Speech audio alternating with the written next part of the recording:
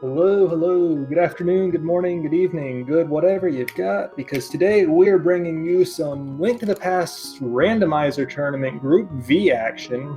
Got a matchup between someone325 and FuriousMagic, and we're going to be playing some of that classic hard standard that everybody knows and loves. The mode where you can only get 14 hearts, tempered sword, no armor, no silvers, and so on, and that replaces a lot of stuff with green 20s, especially near the end of the game where a lot of the hearts and whatnot have been found.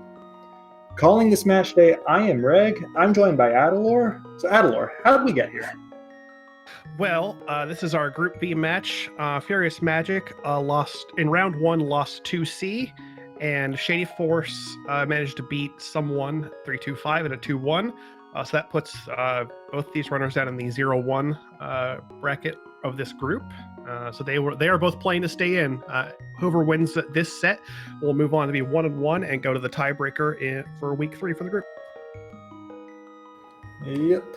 Loser is, well, it's a 2 out of 3, so loser of this game, not out yet, but will definitely be in a precarious situation going forward.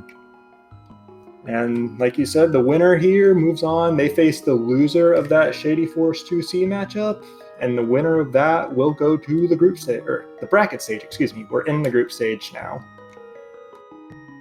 Yep, the objective of the groups phase is to win 2 sets to advance to the bracket. We'll whittle 128 players down to just 64. Yep, I think the runners should be off here in just a second. We're going to see, since this is standard mode, they're going to start in Link's house. They're going to go get a weapon from the uncle. Then they're going to run through the castle, save Zelda, escort her to the sanctuary, just like in the vanilla game. We are out of Weetabix. That is unfortunate news. I don't think I've ever seen Uncle say that one before. I'm actually not familiar with that line either, despite I do play a fair amount of standard, also because I'm in the challenge cup. I gotta practice a lot, but you know, immediate map check. I got a green Hera and normal crystals on Eastern and Desert. Yeah, that's not too bad. Pendant Hera is one of those dungeons, you'll probably do it anyways when you're walking by it, just because it is relatively quick. But we did immediately see bombs in Link's house, which is always nice, assuming Uncle's not about to give us a 10-pack here. Because it just means we don't have to farm for them. Ooh, Hammer Start. This is really nice. I think Hammer Start obviously is one of the best ones because Hammer is a very crucial item for getting basically anywhere in the Dark World. So we would like to see that as early as possible. Yep. I remember hearing a while back that the only item that logically blocked more checks than the hammer was Moopo. So if that tells you something about how valuable that item is, then yeah.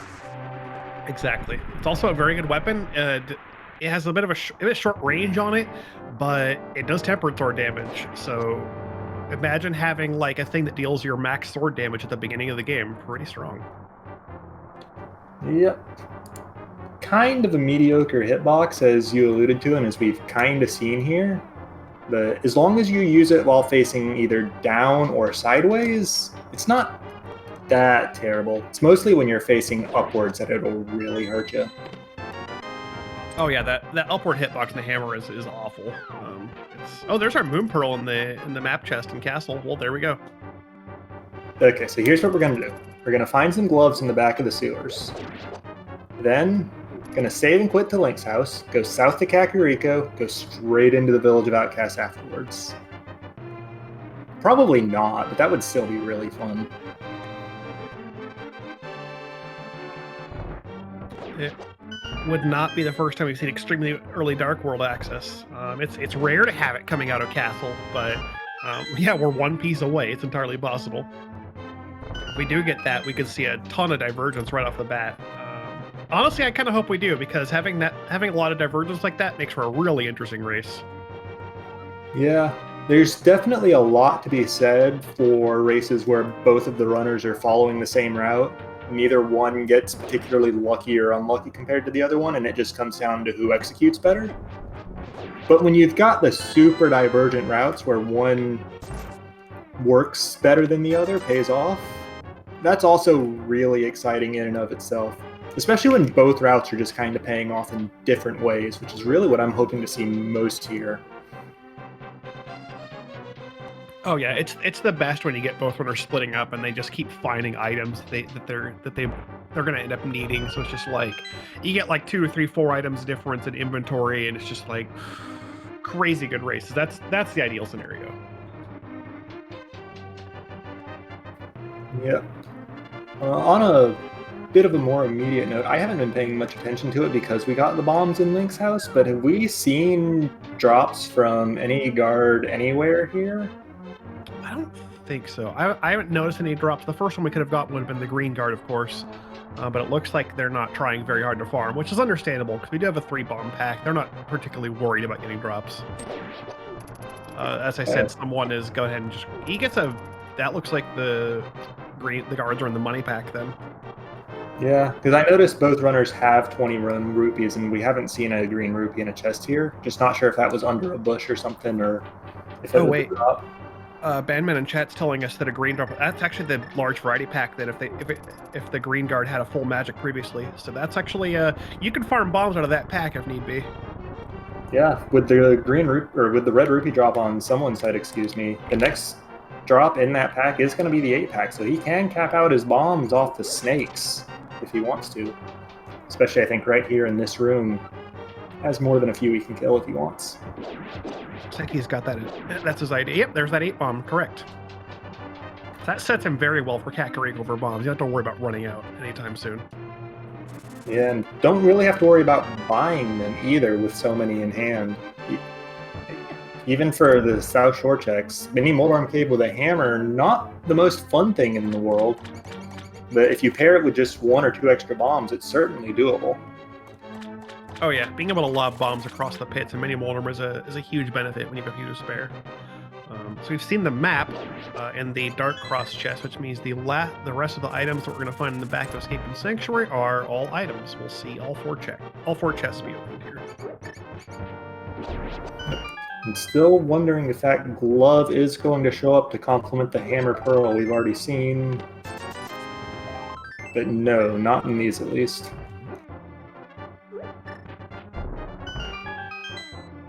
Just a couple heart pieces and some more money to get us closer to Bottle Vendor.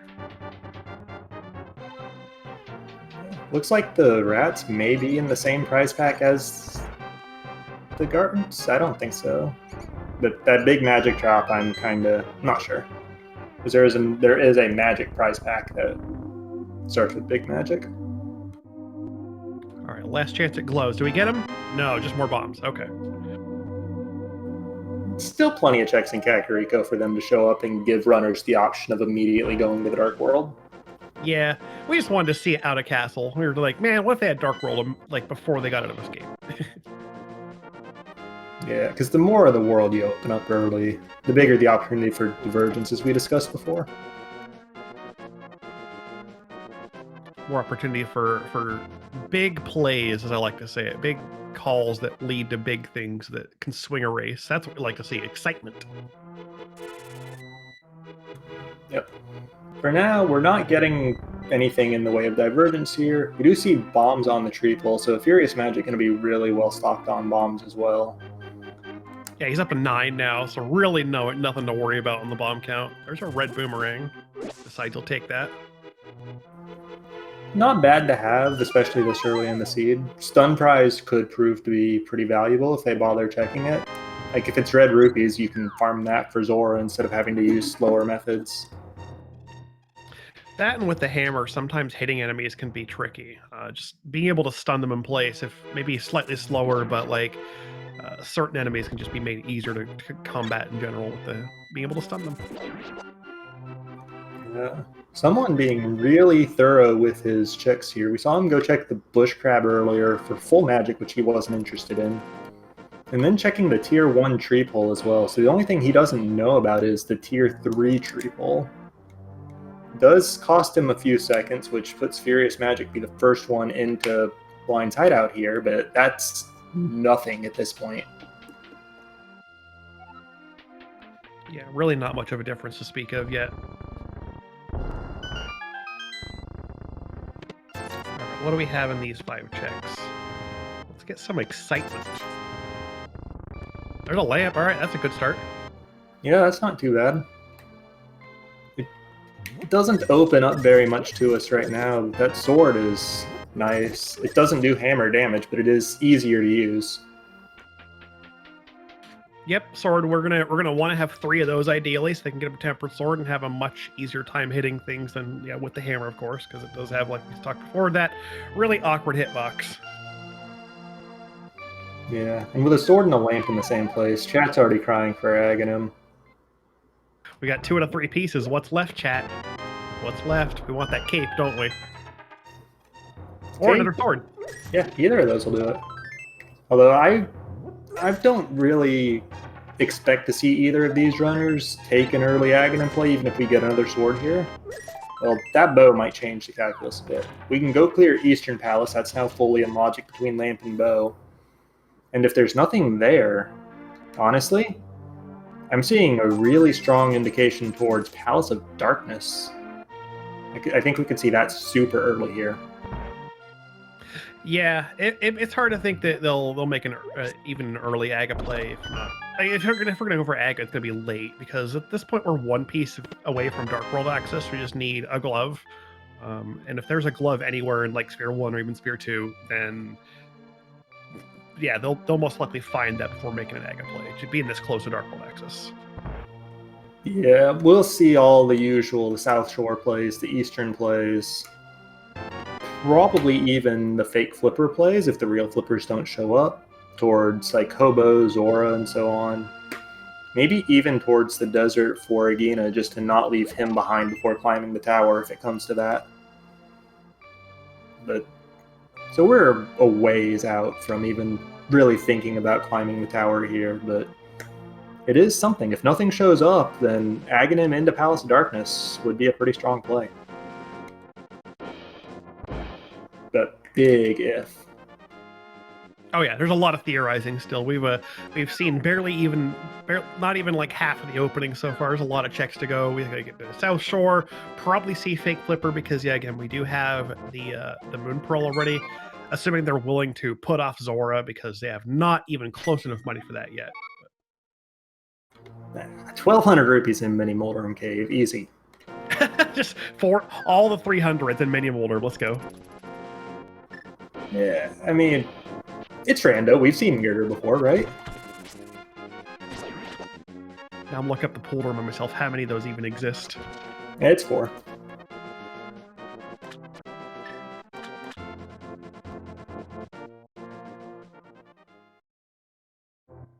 Yeah, we do see neither runner taking the immediate Eastern Palace play. They're going both for the dam first. There is the possibility for them to diverge a bit here. They could go to Agina, save and quit to Eastern, then pick up Mini Moldrum Cave, Itrog Cave, fake flippers afterwards if they wanted to. That is something you see from time to time. You don't really expect it, though. It's more of a metagame kind of thing, I think. Yeah, it's not an all. Oh, there's our glove. Not a decision you would always make, but certainly a decision, a play that you could make if you felt so inclined. But yeah, there's our Dark World access. Yeah, I think finding the glove would put both of these runners off of that play, even if they wanted to make it. I think they'd probably just go to Hype Cave instead. Yeah, Hype Cave start seems really good here, because assuming that Pod is a dungeon you want to do, which is fairly likely, you can start Hype Cave and just go straight over with bow and hammer and lamp. You know that dungeon is fully in logic. Yep.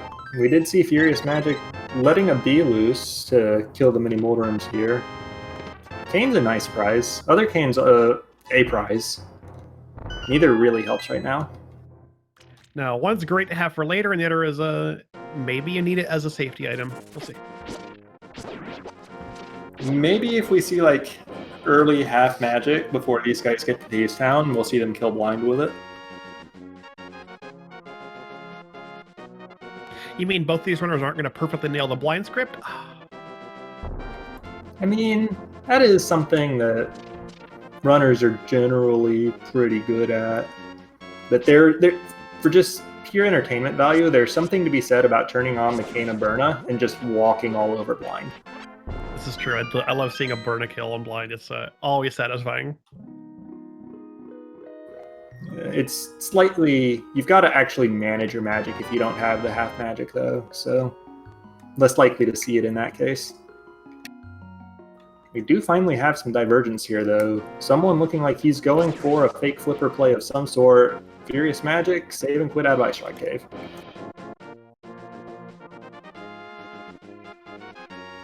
And I think he's going to go off to the Dark World through the village portal.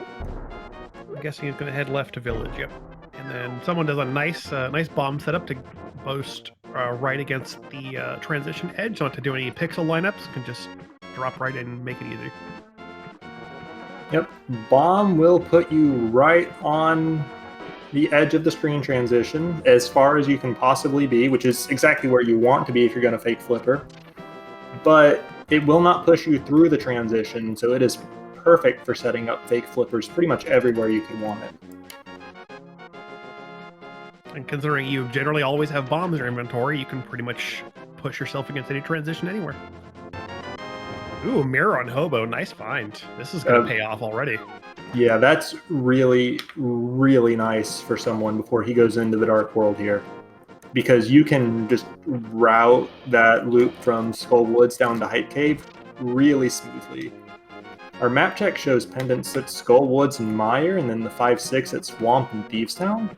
It looks like FuriousMagic sees that pendant Skull Woods going straight in.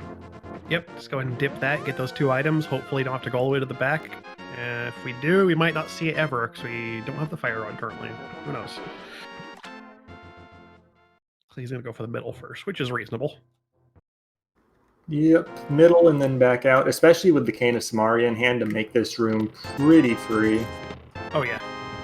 Someone also finds a powder in the waterfall cave, so this fake flipper paying out even more. Yep, powder only a fetch quest as far as progression goes, but he can turn it in right now with that hammer if he really wants to. I would expect him to use the mirror and do that from the village even without the mitts. Nothing on the ledge, and he can't pay Zora though, so that's the end of that. Powder's also a fantastic safety item. One of the best things you like to see, knowing that you'll be able to powder anti-fairies in any of the later Dark World dungeons that seem to be littered with them. Yeah, and the end game is kind of I'm not going to call it balanced, but it assumes that you have the powder. Just those 2, that Bunny Beam and the Anti-Fairy right before Moldorm 2 to give you that full refill before Ganon. Exactly. Conveniently, fairies give 7 hearts, and we have 14 maximum, so no matter what, you'll get a full heal out of that pre-Moldorm room. Meanwhile, FuriousMagic pulled the mushroom out of Skull Woods there. I think that's the first item we've seen so far. Yes. It is notable because he has the Cane of Samaria, so he can actually do the powder turn-in with the fake powder glitch. And if he were to just never do those flipper checks and find the powder, and also never turn in his mushroom, he could fake powder for the same purpose. You almost never see it, but it does exist. Someone comes up with a whole lot of nothing at a Hype Cave. That's actually a 0. Just literally no worth. Yeah, it was, what, an arrow refill? and some assorted pocket change. Like, not even enough to push us even more close to, like, Zora money. He's got enough for pod entry, that's it. Actually, yeah, that is kind of important, because he did not have enough for pod entry before going to Hype Cave. It is true. So we're going to see a check on Pyramid at the very least before that. Possibly a walk to Catfish. Saw a little Quake medallion on the bumper ledge there. No idea if we need that, especially with only 1 medallion dungeon giving us a crystal. But good information to have in his back pocket for later. Approximately a 1 in 3 that will need that. Assuming we don't need to go independent Mire. We'll have to see later if that plays out. If we even see the cape. If we never see the cape, then we know we probably won't need it. Speaking of medallions, there's Ether and C-shaped, so there's one of them. Yep, I think it's a lot more likely we'll need that one than we will the Quake.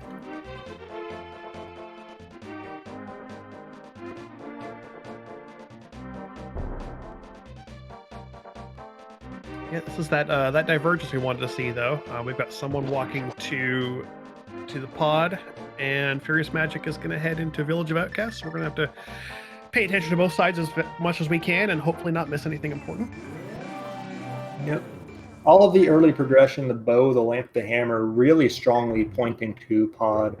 Actually, someone pulling that mirror does let him get the Sahasrara check in, as well as just mirror to Eastern Palace afterwards, so he'll have 2 crystals in relatively short order.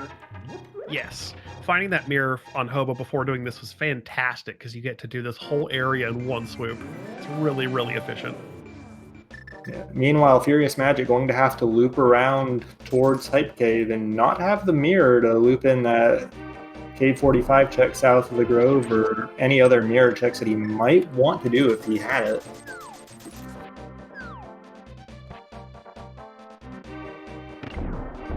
Let's see which dungeon someone does first. Looks like it's going to be Eastern here.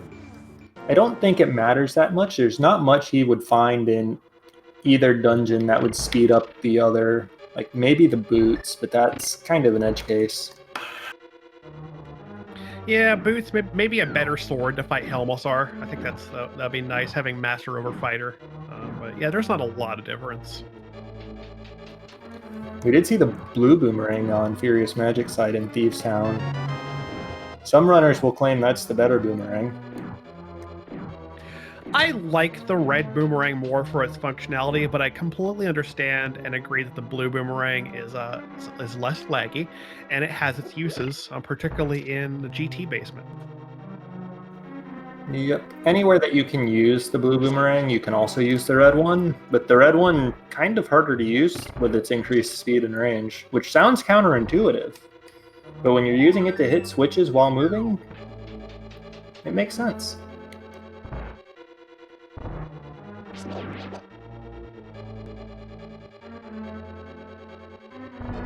Furious got a little bit tangled up in the Thieves Town Hellway there, but not too rough of a time at it. It certainly could be worse. Hellway's extremely random. Yeah, and it's named as such for a reason.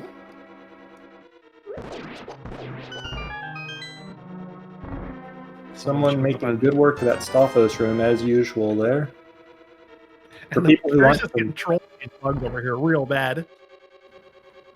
Yeah, he gets through that without taking any damage though, which is well done. Some great patience just getting through that. Yeah, also showing off good knowledge, realizing, hey, I'm out of bombs. Let's pick up these pots up here and make sure you don't run out entirely. Thieves Town has a lot of bomb pots in it, so if you ever find yourself really low, take a little bit extra time and restock yourself. Yep. For now, I think 2 is enough for him. Well, no, actually, he needs a 3rd. Because the brewery is going to be 1 bomb when he's done with Thieves Town, and then Hype Cave requires 2.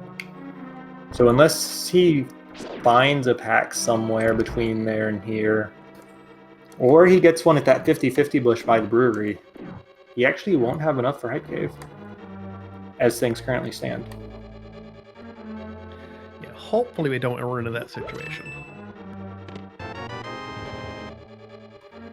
Someone going thorough on Eastern Palace, going for that vanilla big key chest to avoid leaving an item behind, but it's just a compass. That does mean Armos is going to drop an item for us. And Furious has found the Thieves Town small key, so we're going to see a quick check at the big chest before we head up to Fight Blind. Just 10 arrows, nothing important there.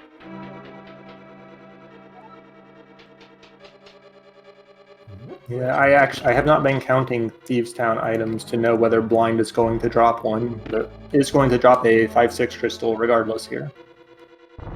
Nor have I. Yeah, we're just going to see a full clear of the dungeon regardless here.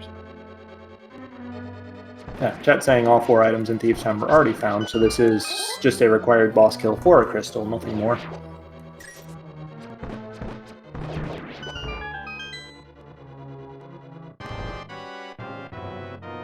And hey, did you know, if you move the same way against Blind every time, he does the same thing every time, and you can hit him in the same place every time, and it's not as bad of a fight as it looks.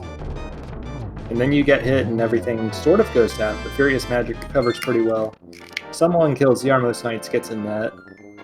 So no progression in Eastern. Pod looking real likely to me right now.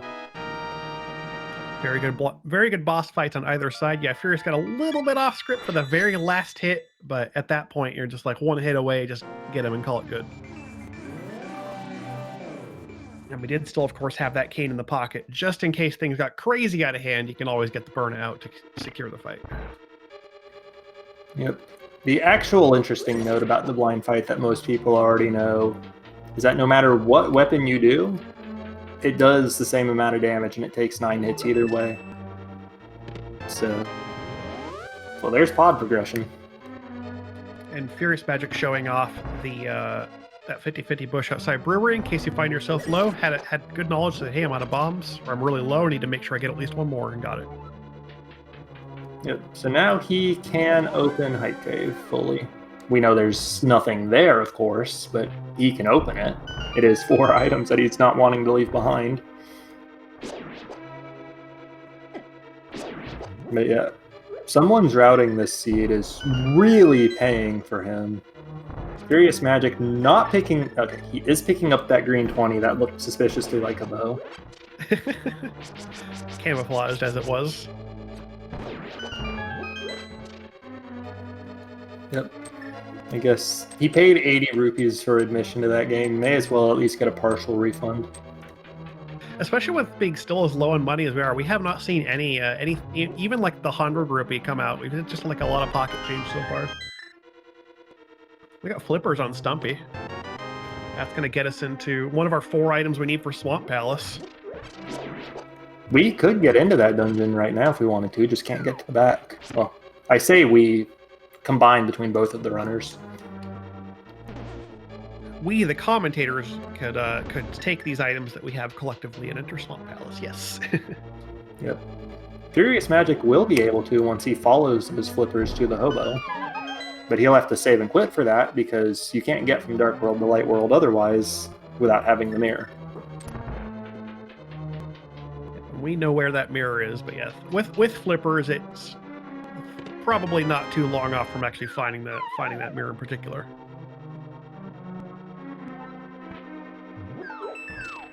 Well, maybe a little while longer. Looks like FuriousMagic not saving and quitting out of Hype Cave. The only place he can really go from here is Pyramid to Pod. And this is entirely reasonable. I mean, at this point, you know you have Pod as a full clearable option. It's an objective dungeon. You're going to want to do it, and you don't know where the mirror is going to be.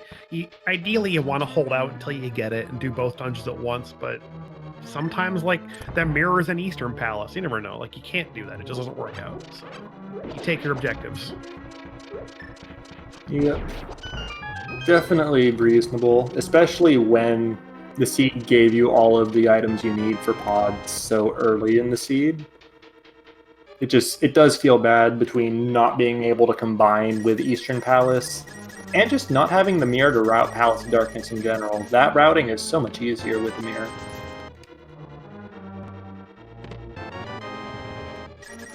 Pod Rupee Basement giving us another 50 in one of the chests, and then there's our big key as well.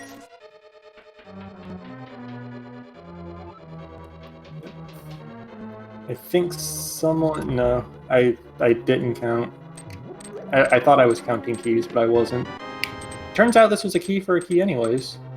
Actually, yes, it had to be key for a key because he had 2.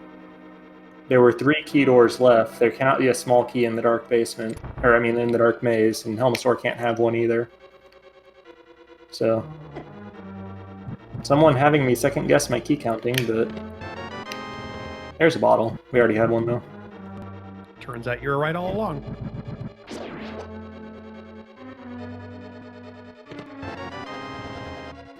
So the only progression we've seen in Pod so far is those mitts. Those were free for just Dark World access. Didn't need the bow or the lamp for them at all.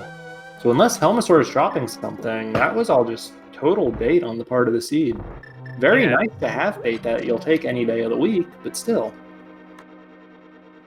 Oh yeah, we definitely need those mitts, and the earlier you get them, the better, because that's a little easier Dark World access at Village, as well as East Dark Death Mountain access, which there's a bunch of stuff up there we're going to want to look at, as well as a required dungeon. Yeah, and with the mirror and the hammer, that's actually in logic for us right now.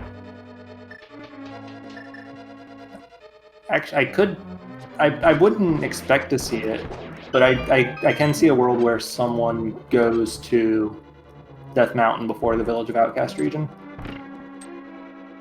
It's entirely possible, yeah.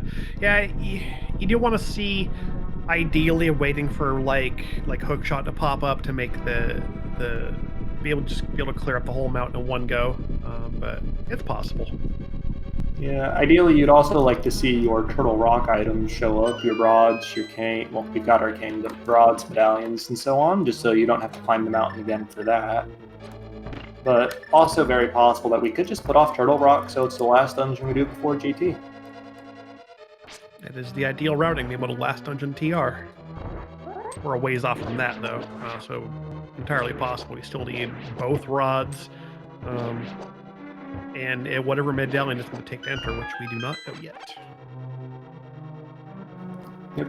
And we do have one medallion in hand. FuriousMagic picked up Ether out of the C-shaped house. Also saw Quake on the bumper ledge, so we know about two of them. Just no word on that Bombos yet, which Bombos would actually be a really interesting find right now, because that would open up Ice Palace. And it's probably mostly, if not fully, clearable in logic, just with caveats about the hookshot. Yeah, if we don't have a hook shot and Ice Palace gives us certain key layouts, we can say that it's not logically clearable. But yeah, Samaria does open up some of those key layouts to logically being clearable. Here's Helmasaur dead after a pretty good fight from someone. Good getting that hammer on the jewel. There's our cape. Okay, so he'll be able to pick up the Quake medallion once he gets over to that side of the Dark World. And suddenly it's looking more probable that we need that cape, or need that Quake, excuse me. Yep, we'll now have 2 out of 3. Furious is going to be a little bit careful, sitting on half a heart here. Doesn't want to get bumped by a turtle, so he's taking it really carefully, which totally understandable. Yep, just got to make sure not to bop any anti-fairies here, too. Getting the money he can, but definitely not slowing down to get it all. That way that anti-fairy can't catch up to him.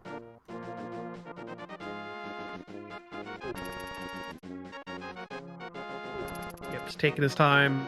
Hit here. Want to not have to. If you're going to take a death here, you can do it like in, also not counting geese. If you want to take a death here to reset your health, you can do it in Dark Maze after, or just drop a bomb on the big chest if you got everything. That'll be the time to do it. Yep, being on half a heart right here is actually ideal since he doesn't have the mirror and would want the Death Warp to get back to the front of the dungeon. But it's only ideal. Well, I guess this solves that problem. Yep, I like this. This is the Kodondos can be very tricky, and you can get stuck in really bad places if they're give you bad RNG with where their fire goes.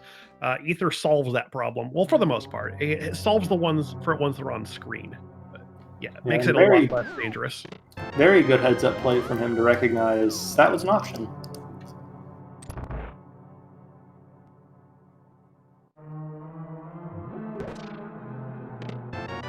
There's our timely death warp.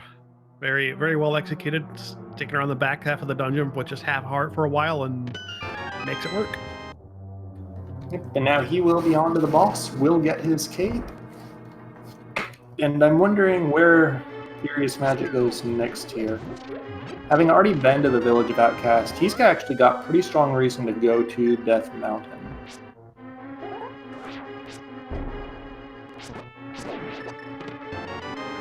Yeah, the mountain's looking fairly appetizing. Yeah, with he needs the mirror to make the mountain really good. Honestly. Oh yes, that's true. Yeah, he needs to do. If he does flippers checks, then I think we could see a mountain play because Mirror Hammer opens up basically the entire mountain minus Hookshot Cave. Yeah, and if you're gonna route Hobo in with anything at this point, obviously the other flippers checks are one thing, but routing it in with Eastern, not that far out of the way either, and that'll be a third crystal for him. Yeah, and there is absolutely nothing wrong with chasing your objectives. We do want all 7 of those crystals.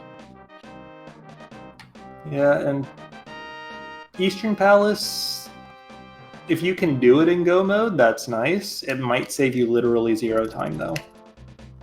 Yep, Eastern's the dungeon. That big key literally might hide in its vanilla location, in which case you are checking everything.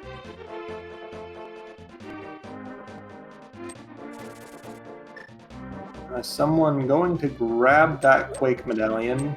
I like this. You don't know if it's required or not, so why risk having to come back later?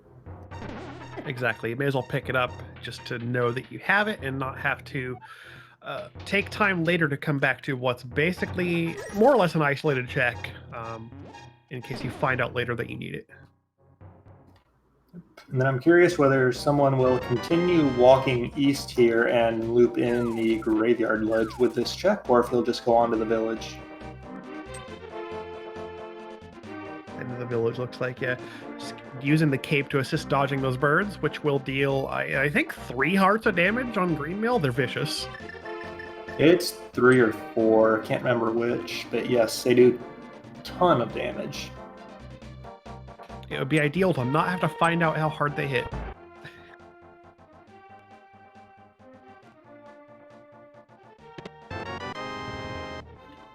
Someone got his coin collection in order for now. Still missing that Bombos medallion, but not terribly likely we need it unless it's our ticket into Ice Palace. And FuriousMagic is now into the Helmosar fight. This fight is with this level of equipment is pretty tricky. Hammer's nice. I mean, the hammer, obviously you need the hammer here. We don't have more than a fighter sword, so you're going to have to rely on the hammer. Helmosar can hit hard. If Helmosar gets rough and pins you against the wall, you're taking 2 hearts of damage from every hit. With only 7, that can evaporate really fast. But FuriousMagic makes it look relatively easy. Yep, and good use of the bow there. He started out with a fighter sword spin, and then the bow, each shot actually does the same amount of damage as that, so 8 combined hits. The hammer, if you can get it in there, like we saw someone do, only takes 4 hits. But when you're on 7 hearts, if you want to go that way, then definitely safer. Yeah, like we talked about earlier, that the upward hitbox of the hammer really is not great to work with. So having to deal with Helmosar with just a hammer, it's tricky. You don't want to have to do it. Someone has Zora money, finally. Of course, remember, that's a very isolated check for him. Until he goes to Catfish, that'll be his best time to do it. Yep, we've already seen Zora ledge. He peeked at it, saw I think it was just a bomb pack there, so yep, Catfish Zora is the most likely outcome for getting the big fish. Wow, FuriousMagic here going straight to Eastern Palace with that bow. Not stopping by the hobo, will not be collecting his mirror. Can collect it afterwards if he wants to, but it's a bit of a walk regardless whether he walks out of the dungeon or saves and quits.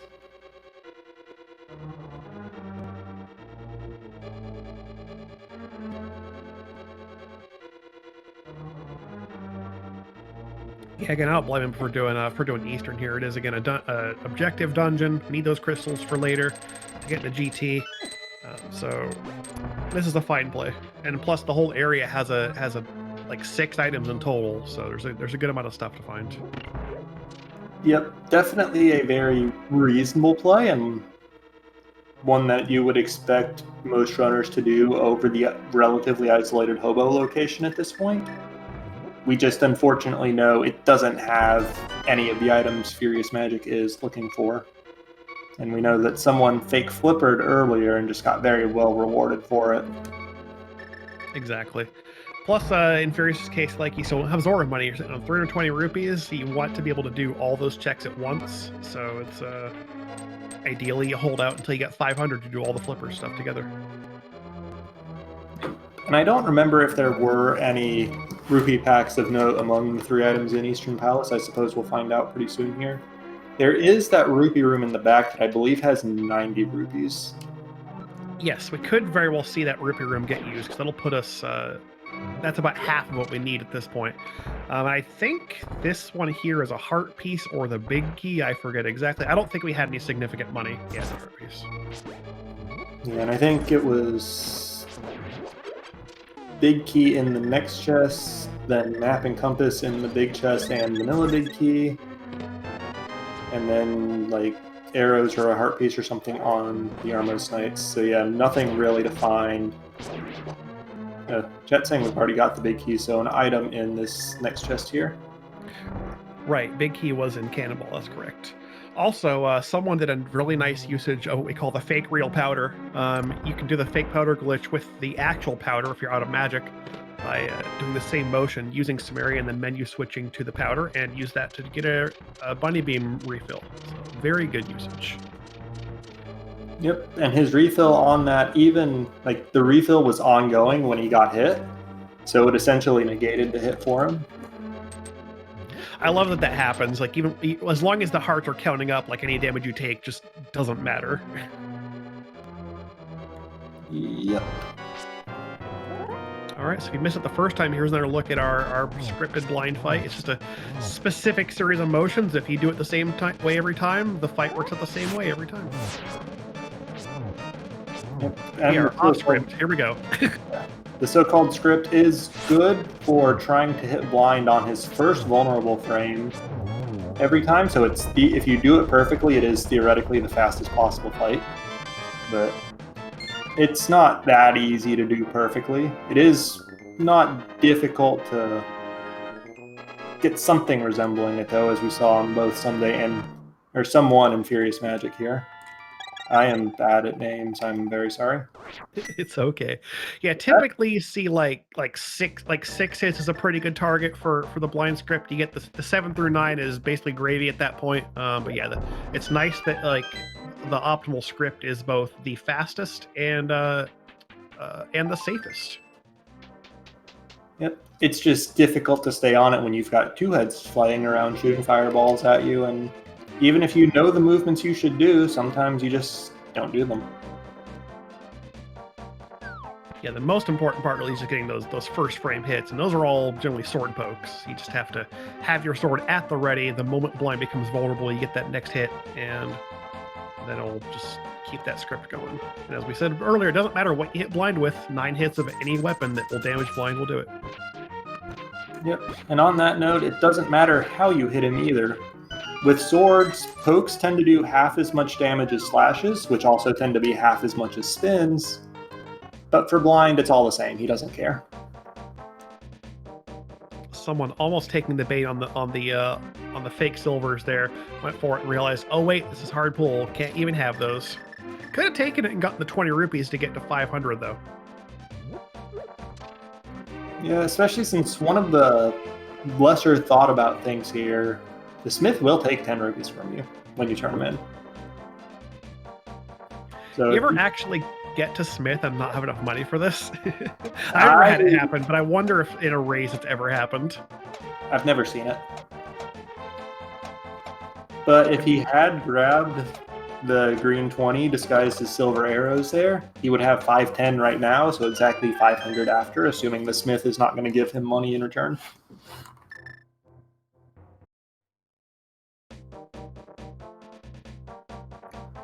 Is FuriousMagic going to use this Whirlpool portal here? No, he's not. This might be a lumberjack check.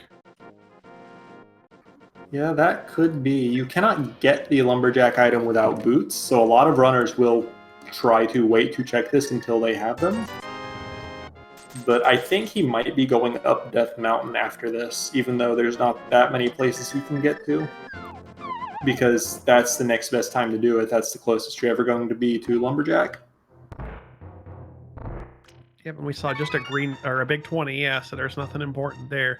And we already have all our Dark World access, so we will not be visiting the wizard today. There's our second sword, a magic bat. A little bit late for it to find a master sword, but we now have it. Yep. Does mean that there's pretty solid odds we find a tempered sword just laying around in the world too. That is the maximum we can find, but there are still 2 swords placed that someone can pick up. Yep, hard pull does not affect the rate of acquisition of those items, just the maximum number of the progressive items that you can have. And that's why once you've capped out on hearts at 14 towards the end of the game... Oh, well, speaking of... There we go. Yeah, I don't There's think our, someone's going to miss there's our that. third sword. It is slightly more debatable whether FuriousMagic gets the sword at Magic Bat, considering the powder is behind the flippers in the waterfall cave. And even if he gets that, when will he go back and check it? But even if he doesn't ever go back for that, there is still a fourth sword to be found. Yep, it is entirely possible that he doesn't have to ever worry about it. We'll have to wait and see where that last blade ends up hiding. Yep. If we even see it. If we see it soon enough, we may see FuriousMagic check the Magic Bat for a green 20.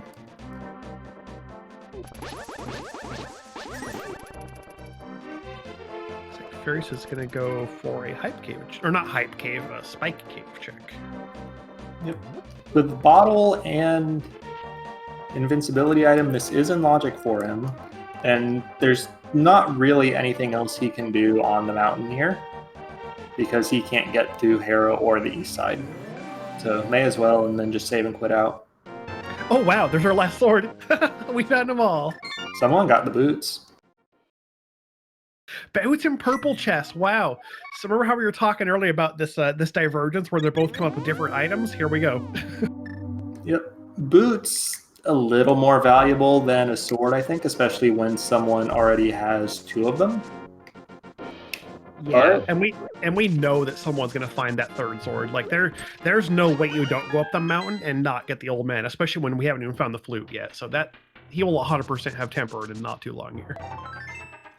And Furious is gonna do Holy Hand for money. I like this. It's you got like what 235 or whatever it is. Or it's enough for Zora money, and at this point you're thinking like, man, what if Zora's got something? You really want to do your flippers checks now. Like this is good. Yep. This is absolutely a signal that FuriousMagic is going to do his flipper checks here. Very likely starting with Hobo and going to get rewarded with that mirror, although definitely later than he would have liked. Because I wonder if his first thought is after this is going to be asking himself whether someone did fake flippers. Yep, when you find the flippers that late and find something really key, you got to think like in a race situation where your opponent can be making any number of calls to find items early, different sequence breaks. Like you do have to start thinking like, did he do that earlier than me? It's in this case, yes, he did. Someone's doing what I like here is once you've got the boots and it's convenient to do so, then you kind of do your Aghanim check because yeah, it's like like you said earlier, you do need the boots to get the Aghanim item. A lot of runners will just put that off until they actually have boots to check it. Yep, and then also combining it with his trip up the mountain, which is, as I said, the next best time to do it. Being able to do all of that at once is just kind of gravy. Yep, you can do all those checks at once. King's Tomb, Bonk Rocks, get your Lumberjack look, and then head on up the mountain.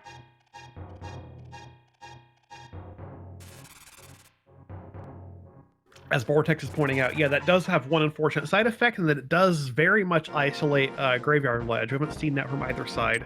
They both have the mirror now, so it's possible that FuriousMagic may work that in later, maybe with his boots checks, but we'll have to, once he's got it, we'll have to wait and see.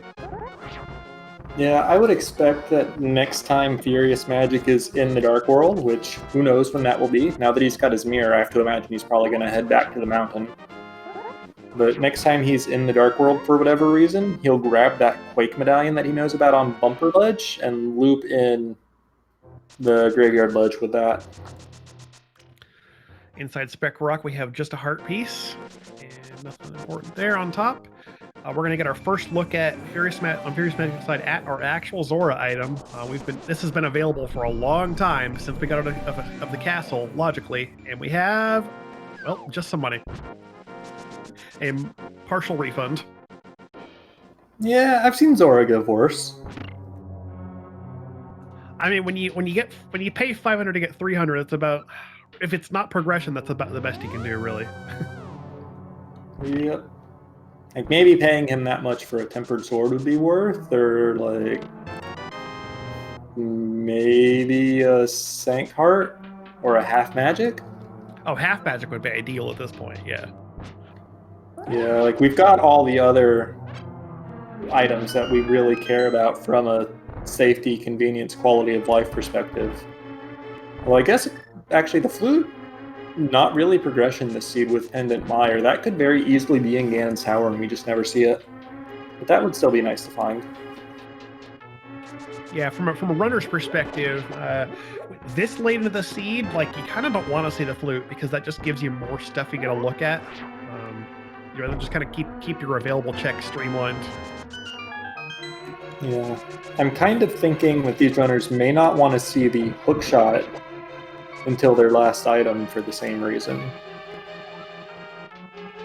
Yeah, a late hookshot in this case gives us at the very least a go mode swamp and not having to worry about getting up to hookshot cave.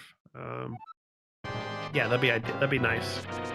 I like to have the hookshot as soon as possible. It's my favorite item in the game, but yeah, from a running the seed fast perspective, a late one might be good here. And we have FuriousMagic is back on the mountain, walked right by Hera. The only thing he might miss out on that is if the green pendant turn-in has something, because we saw a bottle that wasn't really worth noting, and then Moldorm just dropped some arrows. Yep, so someone did Hera for no real gain, but someone also does still have the boots, so he's making more of an expedient mountain trip in general, so we'll have to see how this balances out.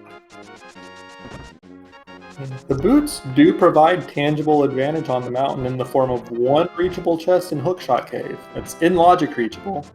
3 more out of logic reachable if you're a silly person, but I don't know if either of these runners are. I am also not aware of whether these are hoverers. My instinct says probably not, because I haven't heard of either of them doing it, but maybe they'll prove us wrong later. We'll see. I do know that someone was practicing the Moldorm bounce pre-race and was involved in a race earlier this tournament that involved many, many attempts at Moldorm bouncing before. Oh, that's getting right. I forgot about that. I don't remember if he had the boots at that time in that particular race.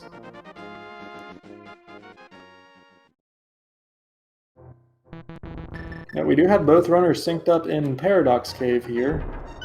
And there's our last coin and our flute. Oh, there we go. Coin collection complete, and there's that flute we were talking about. We didn't necessarily want to see, but I mean, it's a matter of what's left in Kakariko to even go back for. Not really anything. You could see FuriousMagic actually go back for the magic bat check at this point. Did the Smith chain either? Did he do Smiths yet? Nope, he has not done Smiths. If he did, he would have his boots. True. Yeah, that's right. So yeah, there's a little more motivation for FuriousMagic to potentially go back to Kakariko. Get to activate that and have some mobility for the later part of the seed. The only reason that someone would want to go back is to go to the Dark World, specifically to check Graveyard Ledge. Yeah, so it's entirely possible that someone just does not activate that flute here at all. Unless it turns out later we have to go hunt Independent Mire for like an ice rod or something later on. We still got a fair few options before it comes to that, though, I think. Oh, yeah. And actually, I think someone's going to open up Turtle Rock here. I don't expect him to go in without the Fire Rod, but it is open to him. He can get a couple checks. He could actually potentially get as far as Laser Bridge if the keys line up just right. But I would expect to see him in Super Bunny and Hookshot Cave first. Yeah, with a really specific key layout, TR can let you go all the way down to Laser Bridge, and that's primarily if the roller room that requires Fire Rod to get to the 2 checks has both the map and the compass in it. It's entirely possible. Very rare, but possible. Also, chat's reminding us that Flute actually is progression. It gives us access to the Desert Palace. Oh, that's right. We don't have desert access. Good call. Yep. So that could be required. If we never see the book, that is may just be our necessary desert access. Quite true. Yep. And I think FuriousMagic is headed straight there, especially with the Mire Shed and the Checkerboard Cave checks available. That's actually a pretty good chunk of items. Yeah. Now that we're paying attention, or we've been called up by chats make us pay attention.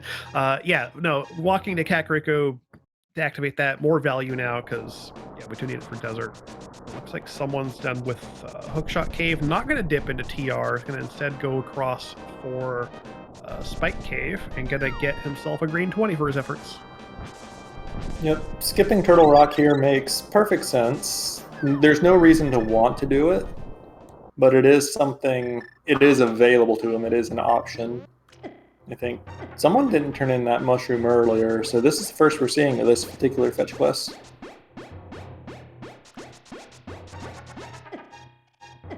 It's a free green potion, we will happily take that. I think that's our fourth one, because someone got a bottle out of Hera that FuriousMagic does not have. 3 bottles each, I believe, yes. Spots another green 20 on the desert ledge. I'm guessing that's an armor, because we've seen all our bows and swords, and we don't have enough hearts to be even close to the cap yet, so there's our first armor upgrade. Yep. We also do not have the fire shield, so that cannot be a mirror shield. Quake opens up Misery Mire. That's interesting. Yes. FuriousMagic? He doesn't have that Quake yet. He has the cape because we killed Helmsar, of course, but has not bothered to go get that Quake medallion, so that's now something to think about. He does know it's there, so if it does come down to Misery Mire, the dungeon, being the most appealing play for him, he knows where to get it. For now, though, we've got FuriousMagic in desert without the boots, cannot get whatever's on the torch, and if it's a key of any variety, may lock him out of actual items in here as well. Meanwhile, someone has opted to get the flute activated and go directly to Sahasrara to turn in the green pendant. If this is significant, then that's going to be one heck of a play. Nope, just a heart. Yeah, not significant by any means, as FuriousMagic cannot get anything out of the desert.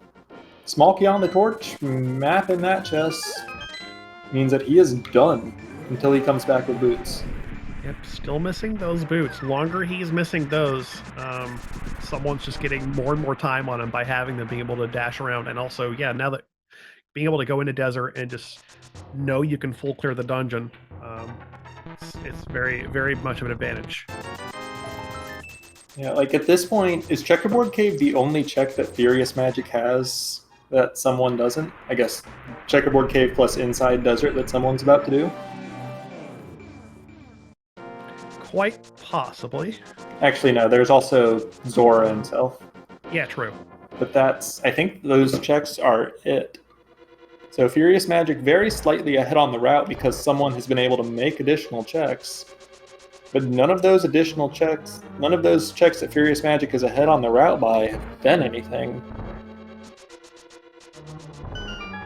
Meanwhile, it's looking quite likely that someone will turn up something of interest here, because if it's not here, then suddenly we're looking at Ice Palace, Swamp Palace, Inside Mire. None of them are very appealing right now, I don't think. Maybe Ice, since we've got the cane. Yeah, it looks like he's going for Ice as well. Again, it's another one of those objective dungeons. You want to get that done at some point, and Samaria does make Ice Palace much easier to get through. Cuts out a lot of the boring part of Ice Palace, the part that doesn't have items in it. Yep. Ice Palace used to be a dungeon with a very long midsection where you making no checks and you were basically just doing a bomb jump. The Icebreaker solved that problem, made the dungeon a lot more fun and a lot nicer feeling. Oh yeah, I love Icebreaker. It is my absolute favorite trick that came out of the discoveries that have been at this point relatively recent in running this game. It just makes Ice so much better. Yeah, I think there's something to be said for Diver Down flooding the key in Swamp. There's progression. Although, what does that get us? I don't think the Fire Rock gets us very much right now. I think we saw one item in Skull Woods. So one in the back, and then also Turtle Rock. Yeah. Yep, we're looking at one in the back of Skullwoods potentially, which I believe you're right there. And then yes, now we know for sure that we can get all the way down to Laser Bridge. You don't want to have to go there until you get the ice rod at this point, ideally, but we'll see. Yeah, that fire rod does put Master Sword pedestal essentially into logic here. We've got everything we need for these runners to get to it, get all 3 pendants. While someone trying to fight land molas with arrows. Anybody who's played the vanilla speedrun knows how ugly of a fight that is, but he does get the second item off the land mola, so he's not going to have to backtrack for that big chest. Yeah, NMG does have that really tough landmo fight if you're not going for the ice rod out earlier, then you basically just have like a fighter sword in your bow. It's not a fun fight, no. Meanwhile, FuriousMagic has seen 3 items in Ice Palace, knows he doesn't need to check anything else, so he's going to be straight on to Cold Stare. Really? Sorry, go on. Sorry, go ahead. I was going to say, just that fire rod to show for it, but that is still definitely an item he needs. Yeah, I was about to ask, like, why is he skipping that? And I'm like, oh yeah, there's been 3 items already. It's really wild to see Ice Palace like kick out all 3 of its items just in succession from the icebreaker route, but that's how it got played.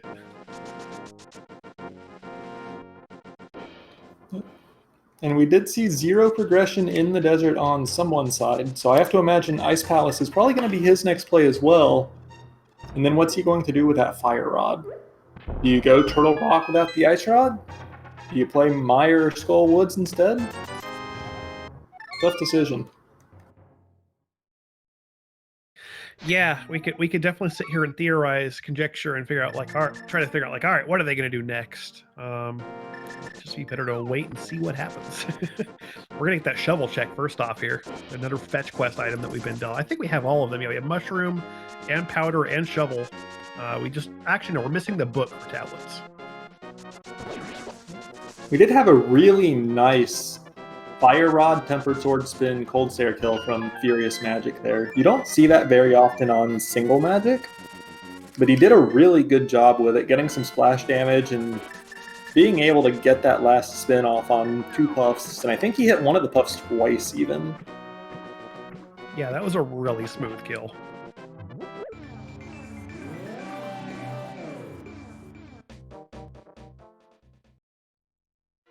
All right, yep, someone is indeed headed into Ice Palace, going to follow in FuriousMagic's footsteps. And Furious is this a hook shotless swamp play, perhaps? No. Maybe K45 first. Yeah.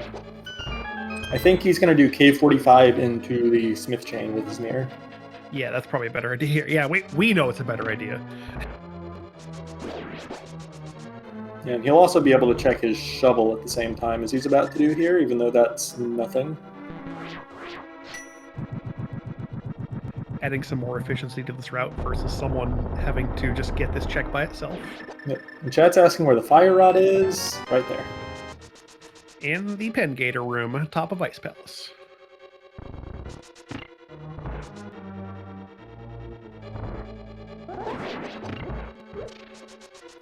Someone going back to hit the switch before Icebreaker in here. I think actually with the items laid out the way they are, this is what you want to do. Saves you from having to find the big key. So yeah, the switch route is. There's a bit of contention. Some people like to play switchless and just assume they'll find the keys they need. I personally prefer just hitting the switch and never having to think about the keys, because if you don't find the big key in a convenient spot, then you know for sure you can still drop to the boss room. Yep. And then a case like this where all of the items are in the most convenient possible location, that spares you that trouble too. Yeah, this is the ideal scenario where the hitting the switch saves you a ton of time, because you get all 3 of these checks, you get your 1 guaranteed key under the block here, and then you know you can run straight to the boss. Yep. In the absolute worst case, it could save you a trip to the iced tea room, which is every runner's least favorite Ice Palace room. I think it's just so far out of the way and slow to get to compared to the rest of these checks. Yep, iced tea is a big detour, especially if you don't have a spare key when you're going through the spike cross room there. Because then you have to go all the way down to the bottom and loop around to get to it. It's just extra time, and you don't want to have to do it.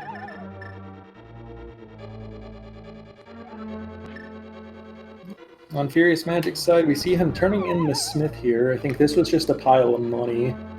Should do his magic bat check next, I think. Get another smaller pile of money. And then on to Purple Chest, where he'll be rewarded with his boots finally, and that'll open up a couple extra checks for him, including the Desert Palace. Yep, after this he'll be able to head back and take care of Desert whenever he so desires. And that does give him also the opportunity to go to the north route checks, like with King's Tomb, Bonk Rocks. We'll see if he maybe even loops in Graveyard Ledge as well, because we still have not seen that check. Yeah, I kind of doubt he'll loop in Graveyard Ledge. He'll probably just want to do King's Tomb from the Light World, but that will isolate that check, and there is a convincing argument to be made for not doing so. Mm-hmm. Someone also having a very clean Cold Stare fight, showing off the ideal sort of like corner lock strategy where you shove all 3 puffs into the corner and just do not let them escape. Very clean. Yep. It's, like you said, that's the ideal fight that we see with the Tempered Sword, especially in the vanilla speedrun. If that Cold Stare does not get out of the corner, you did it right. Yep. There's a lot to be said for just literally practicing that setup when you have Tempered Sword and not half magic Fire Rod. You come with a full bar, you can just spend all 8 shots, which is faster than opening it with Bombos. Then you just have just your sword, and you can keep them in the corner. You're good to go.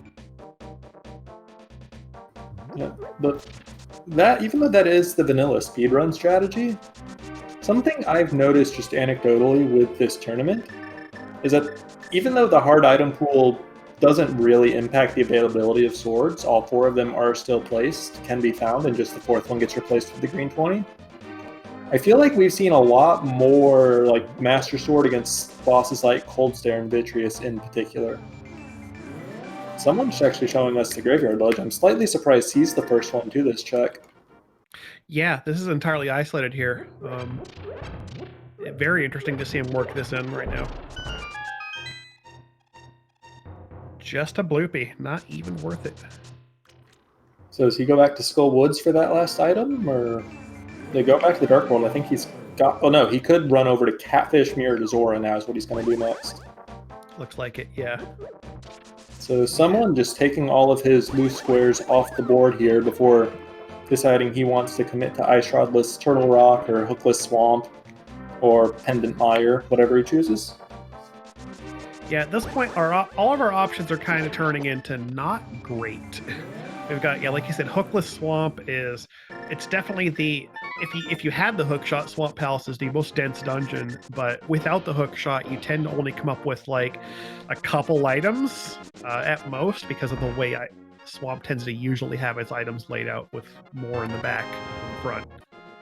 Yep, there are 4 checks in the front of Swamp Palace, but the map or compass could be there, which would reduce it to 3 or even 2 items that are very, very slow. Yeah, and then left side Swamp in particular is just it sucks to check it without hook shot, because you have to do that whole loop of going up to the top and dropping down twice. It's not fun.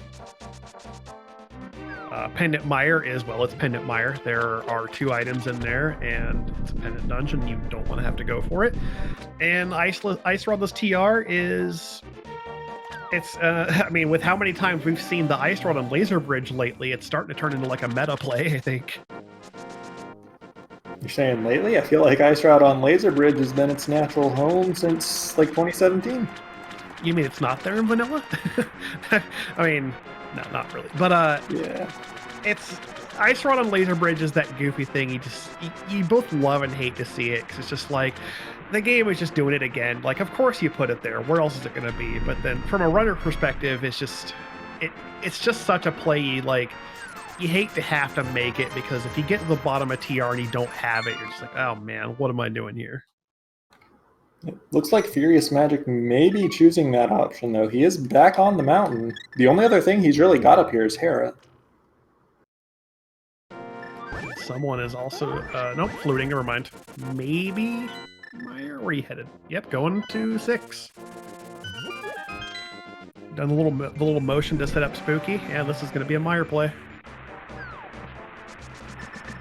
Some more divergence here, and this could just make or break the race right here. Yeah, this with the items we're looking for here, this very much could just be a race winner. Whichever one of these guys finds, yeah, Furious is going to do Hera, which I think at this point is entirely reasonable. Yeah, whichever one of these guys comes up with like the ice rod and or the hook shot first is just going to be a big deal. Yeah, the really interesting thing even just the ice rod by itself is just like, now you know you can go to TR and just clear the dungeon. The really interesting and exciting thing, though, would be is if someone found the ice rod or the hook shot, and FuriousMagic found the other. That would be honestly correct. It'd be amazing to have them both. Like that again, that little bit of divergence that makes a race really exciting. Yeah, when they each find one of those two items, we'd love to see it from a spectator standpoint. Absolutely.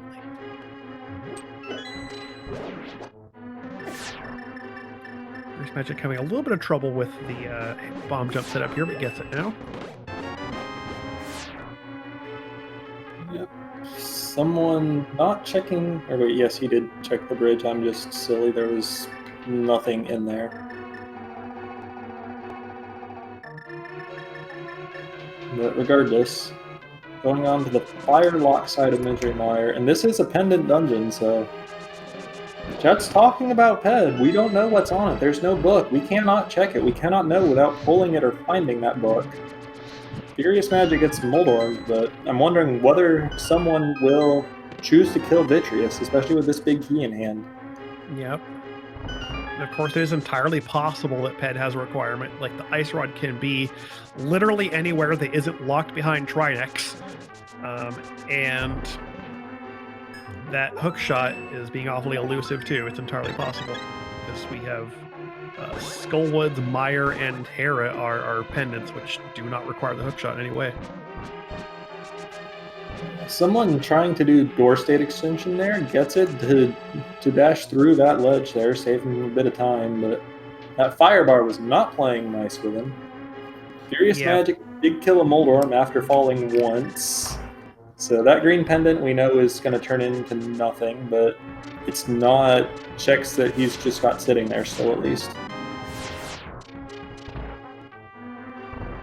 Here's being pretty stingy on giving us any items so far. There's our 10 bomb and the map chest.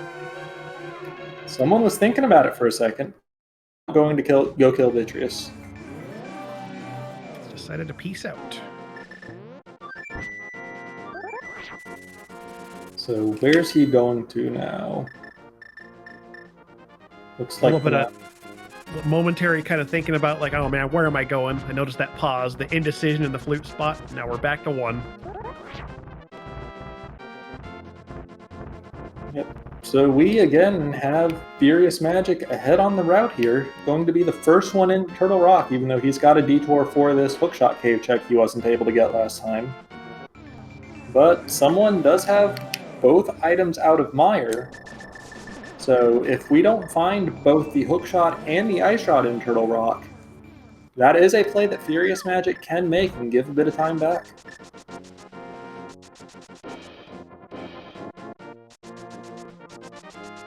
Yeah, and for all the divergence we've had so far, we're going to have these two being very, very close to synchronized getting into TR here. FuriousMagic with just a slight lead, which I think can. I mean, if we find everything we need in TR here, then this is going to be still a really close race. Yep. If we do find everything here, then FuriousMagic with the small advantage, which this is probably what, 30 seconds at this point, if that, yeah.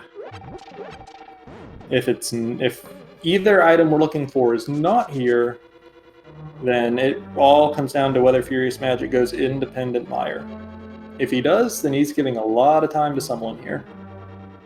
Although I will say it's a small thing, but FuriousMagic here routing towards this roller room first, a little bit faster than someone doing that left side chest first. It's marginal, but it is not nothing.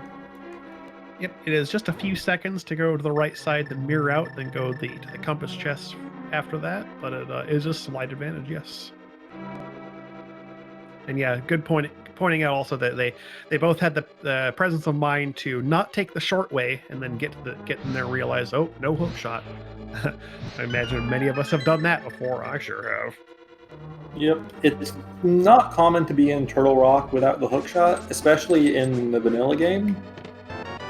So, hookshotting to one of those torches just to get off your Samaria block quickly is muscle memory for a lot of people. It really is, yeah. FuriousMagic having a little bit of trouble with the chumps. Not too bad overall. Didn't get bitten.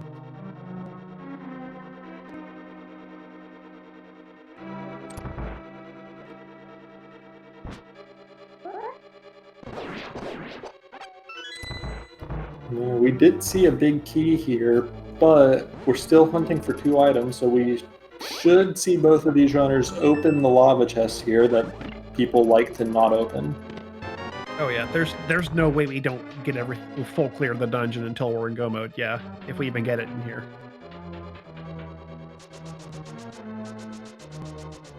Yeah, nice little fire rod does one-hit kill the pokey there. That thing can take 2 silver arrows if I recall correctly, so quite tanky, but fire rod doesn't care about that. Just key for. They're surprisingly durable, yeah.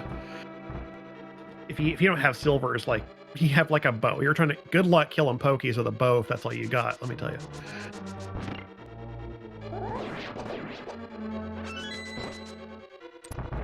So next stop for FuriousMagic is going to be Mimic Cave here. I expect to see that before the big chest, just because we're hunting for 2 items, not 1. Almost really friendly RNG there on those pokies, but only got 1 spin hit on each of them, so a bit unfortunate. Yeah, that room can get really chaotic depending on where the pokies move, and with that statue in the center firing at you all the time, it can be really tricky to get done in an efficient manner.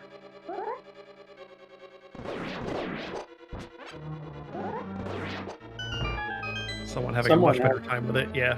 Yes.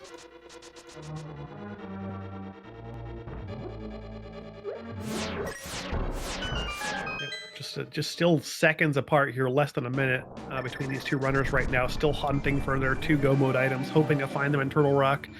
FuriousMagic coming out with a big 20 in Mimic Cave, so we are still on the hunt. I think the gap right now is less than it was when they were entering the dungeon. Yeah, with someone taking the actually I think someone went, yeah, someone did but they did different routes up top, and then someone's been gaining a little bit of time like in the pokey kill there. So yeah, there's definitely less of a gap right now. Yeah, I'm interested to see in whether he can completely overturn that gap in what's left of Turtle Rock. I don't think there's enough of it, but maybe a cleaner Trinex fight if we find the ice rod on Laser Bridge would do it. Probably not entirely overturn it, but would close it up for sure. Yep. Someone is just kind of looking at the group's arrangement. Someone is our number 3 seed compared to FuriousMagic being the number 1 seed. So FuriousMagic did qualify better. So for someone to be taking that time back just kind of speaks to, like, that's just some really good execution coming out. Yeah, and I think our number 4 seed in this group is up 1-0 in the winner's side of things. So seeding not the most indicative of anything in this tournament. You are correct. 2C is currently up 1 over Shady Force.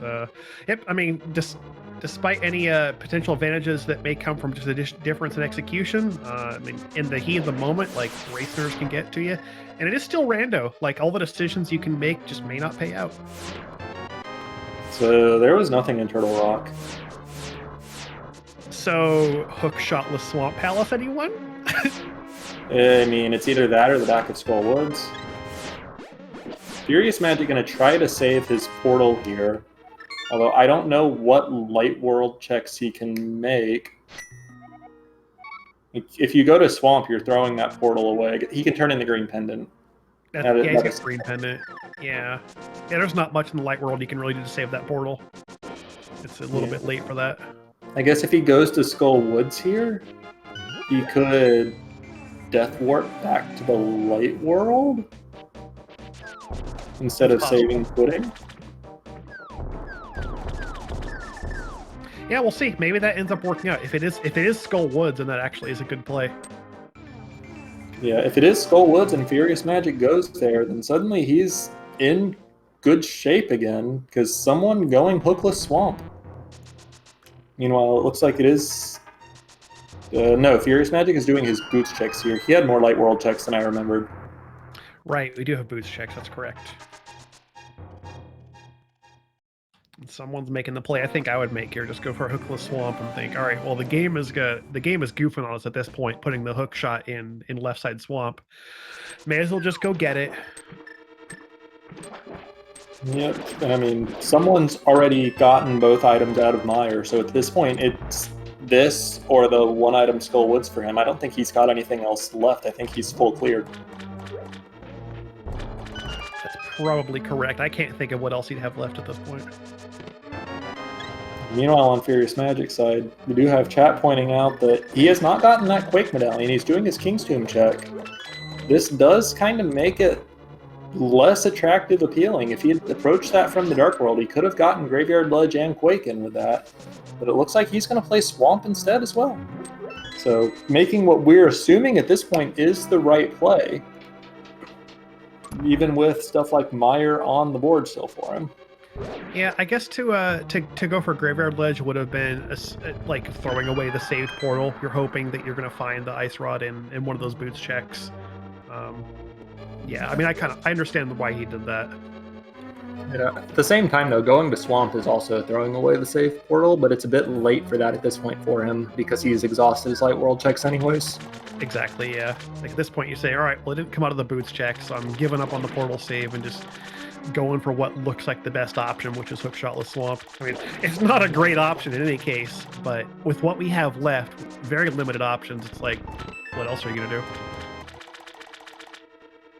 Yep, and I mean, for FuriousMagic, Meyer is the only other thing that really comes to mind.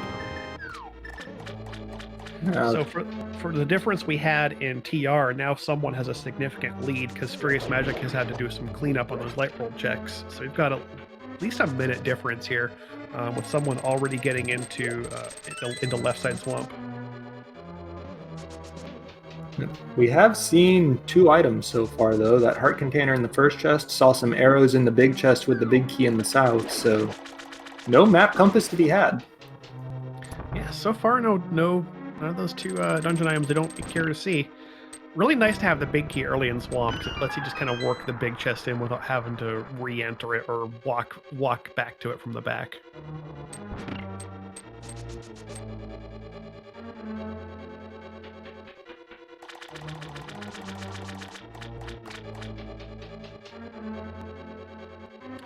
All right, here comes soon enough. We're going to be having 2 nice slow item checks on someone's side with FuriousMagic not too far behind. We have to go through this whole loop here twice. To go to the top of this room, drop through a hole. If you have the hook shot, you can do this in one go, but we're hunting for that hook shot, and it's starting to look like it's probably going to come up right here. Yep, either that or an Ice Rod to send us back to Turtle Rock. I was not counting items in Turtle Rock where I should have been. But yeah, I'm also not sure. Well, there's a green 20. That's probably... Oh, we have 14 hearts. Yeah, those are easily just hearts and heart pieces at this point. Yeah. Yep, we've hit the point where I think we're going to see a lot more green 20s than anything else going forward. I guess if it's not here, then we're looking at Skull Woods and Ted. All right, moment of truth. Is Hookless Swamp Palace the answer? No, it is not. There's nothing in the front of Swamp. Wow, okay. Over to Skull Woods we go.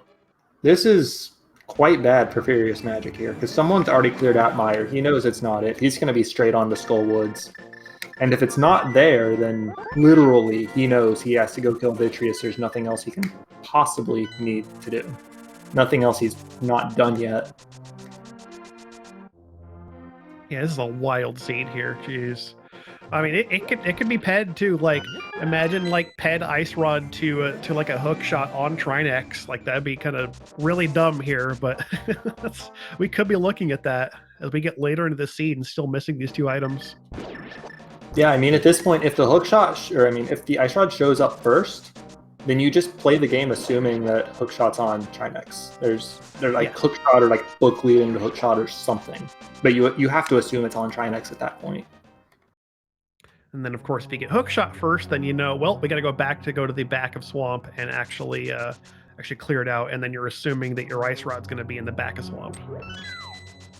Yeah. Also, now that we're actually in the water dungeon, can we properly appreciate this slapper sprite? It just fits so well in the water. Yeah, I really like its swim sprite in particular. It looks really nice. Yeah, it's really well made, especially for those particular animations.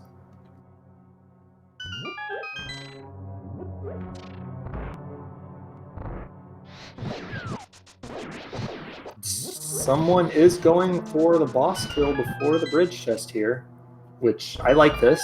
Bridge chest may be a little bit faster, but boss kill, decent chance it's something that you're going to have to do either way at this point with how few checks we've got left, still looking for 2 items. Go -2, and with it being so narrow now, like every check that you do that doesn't turn up an item, it's just more likely that was a crazy fast moth. One of the spikes moved. That was it. Wow. Yeah, that's like ideal right there. He got the little poke dash at the start, got the spin afterwards, 1 slash. You do not do better than that against Mothula. That was beautiful. All right, so Moth turned up with a compass, so we're going to check the bridge chest. Yeah, and if it's not here, then we're going to watch someone go kill Vitreous, which he considered earlier when he was in Mire, but he explicitly chose to nope out of.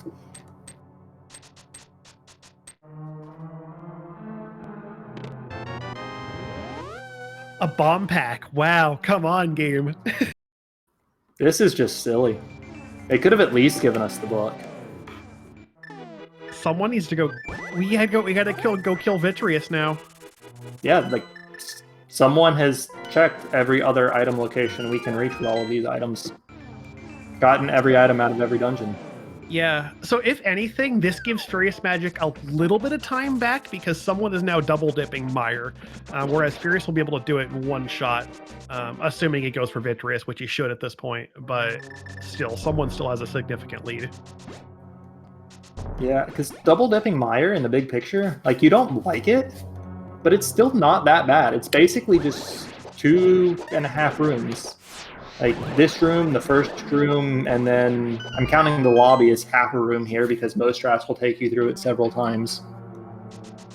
I want to also bring attention. That was a really clean Mire 2. I didn't notice if someone's first trip in was the really ideal Mire 2, but that was clean. That's like that specific series of movements that he did just to get through that room with no hassle was just like, it's so good. Yeah, someone has shown very, very high level of proficiency with the vanilla speedrun strats. Yeah, that Mire 2, yeah, like I said, it's a strategy that you get very familiar with if you run an MG. You ideally come up with sword beams, and you just it's a very specific kind of set of like dash into this and then throw a sword beam over there and then dash into this, and it's just it flows so well once it's it's the practiced movement. Yeah, and chat's mentioning that someone's vanilla NMG PB is in the 126, 127 range. Makes perfect sense. Yeah, I'll believe it with how much he's showing off, like some of the execution in those NMG rooms. Oh, missed the switch. There you go. Yeah, he did use Spooky to kind of lock himself in behind orange blocks in this room, though, and had to go back and hit that switch. And then that ruined his Spooky for the rest because the anti-fairies are out of position. So, bit of a mental flub there.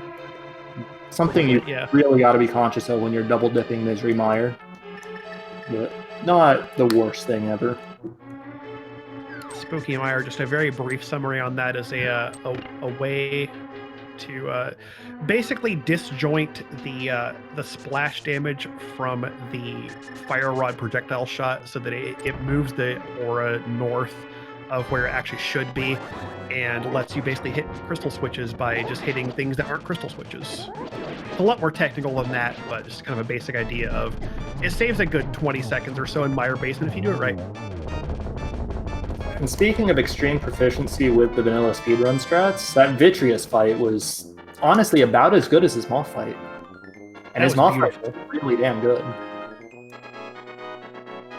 Yeah, this is so like we said before, this is hard pool, of course, so you're basically mimicking the equipment level that you get in NMG. You have a few more hearts than you would for Victorious at this point, but like that shows off again that someone like he's very good at NMG. You can tell because that is just a textbook Victorious fight. Yep. And now someone going to go. We know it's going to be either the eye shot or the hook shot. We do not know which. If it is the hook shot, then that means that the ice rod is either in the back of Swamp or in Hookshot Cave. And if it's the ice rod, that means that the hook shot is on Trinex. Chat's also saying it could be the book, which is entirely possible. If it's the book and we have to go tablet hunting, I'm gonna laugh. Yes, it could be, but I don't even count that at this point because it's just a glorified fetch quest. I mean, it's progression. We know that for sure. It's one of 3 things. It's the book, yes! Thanks, game. The seed continues. Yeah, so it's got to be the Bombos check first for someone here, just because that is faster. And unless it turns up... Well, if it turns up Hookshot, he's straight into Swamp. If it turns up Ice Rod, he'll check Ether Tablet on his way back into Turtle Rock. Yeah, because you don't, at this point, you don't give the game the chance to put both of them on tablets. This is basically a plan to at this point. Like, put 2 progression items on late tablets. Like, why not? Yeah, and remember how quickly this seed opened up and gave us access to so many things so early on. For it to just degenerate into this. Yeah, I mean, it was looking really nice, and then the problem with any seed is like if it looks really nice at the beginning, you have to kind of think like, all right, so what's wrong with it later? Where's the catch? Single arrow, beautiful. I think that's the catch right there. Single arrow on Mama's tablet. This seed keeps delivering. I love it. Like, I think most of us have seen the single arrow compared to a certain offensive gesture before. But that really does it.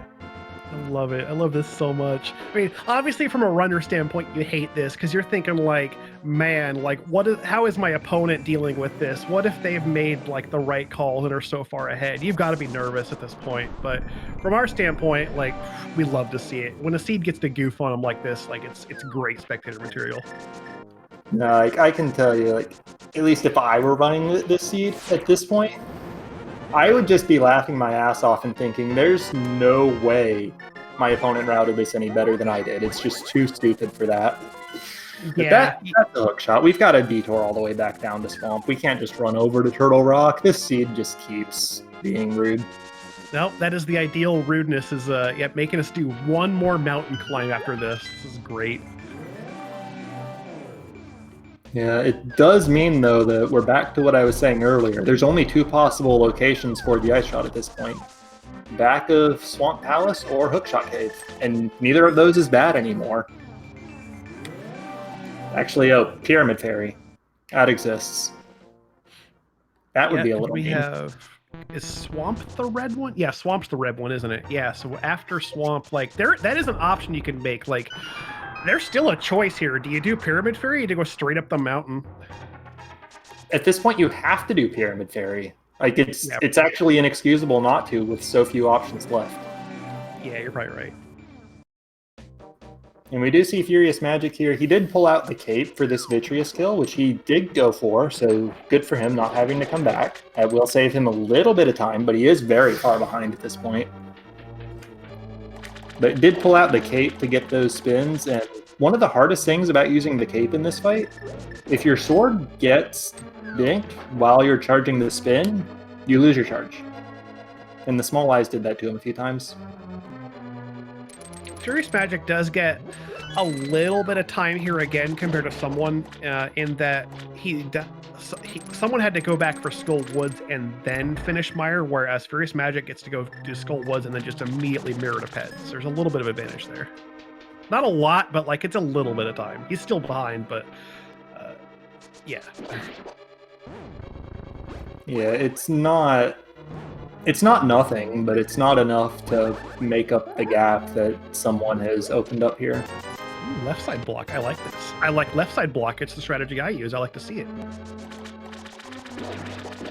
Yeah, I visually understand how it works. I have not grokked it myself for how to actually do it. Yep, it's a one frame down tap and then a simultaneous up left to wiggle into the block, which really the motions aren't too bad as long as you can do it quick and just kind of buffer the up left to make sure it's simultaneous.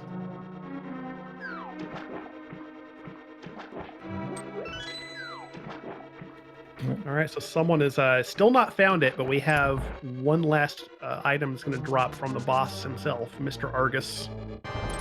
Yep. And then after that, it's just up to the mountain, regardless of whether Argus drops it or not. If he doesn't, we'll just detour to Hookshot Cave first. And it has to be there. Yeah, the path is really linear at this point. You don't really have any divergence options unless you go crazy and decide to skip Pyramid Ferry. But yeah, we're gonna find it. It's in the path. Yep. Good quick kill there for someone on phase 2. That's significantly easier of a thing than like the Mire 2 we saw, the super fast moth kill or the Vidi kill. But still very well done all the same. And FuriousMagic not quite getting the same Mothula fight. He had the setup for it, but didn't get a spin attack off. And started launching fire rod shots instead to keep himself safe. Those the spikes also did not really play nice with how Moth decided to move, so the RNG definitely was not quite favorable there for an extended fight, as it tends not to be with Moth, but sometimes it still just goes well. Not this time. Yeah. Now here's someone in chat saying something that I'm quite intrigued by. With the way this seed is gone, you get to Ganon's Tower. Do you just say screw it, go to Tile Room?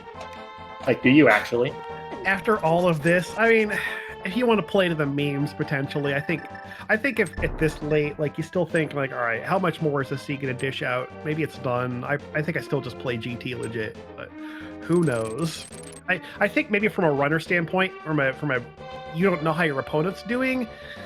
If you feel like you're way behind, like in execution, or just because maybe your opponent guessed right, like, I don't know, it could be a spicy play. Yeah, I think that if you're racing this seed, then you kind of have to play GT legit, just because that's where the odds are to give you the best chance. As we see, it's not in Pyramid Ferry, so we're going to Hookshot Cave. But yeah, if you're playing the seed casually, I think there's a very strong case to be made for just going straight to Tile Room. But we're not here because we're casuals. We're here to go fast. FuriousMagic making the correct first guess on tablets to go for Ether first. I can't imagine he leaves Bombo's tablet alone after Swamp, but Ether is the correct choice here. Yeah. I think he's playing this hoping to find Ice Rod there so he can just walk right over to Turtle Rock, but unfortunately seed not that nice. Yeah, you're hoping for it, of course. Like that would basically be the best case scenario at this point, because it would put the seed all in a nice and linear order for you. But nope. Yeah, instead you've still got some detours you have to make to finish it all off.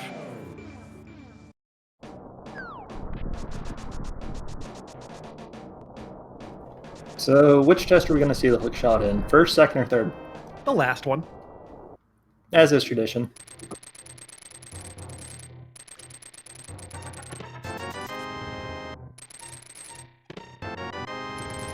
Yep, it's the last one. At 1 hour, 37 minutes, 31 seconds, someone325 is officially in go mode. Let's go kill a Trinex. Yep, in go mode with exactly 1 check remaining before Ganon's Tower. Which really means 28 checks left in the entire game. What a seed. We had an Ice Rod hunt of epic proportions. Yeah, and that's...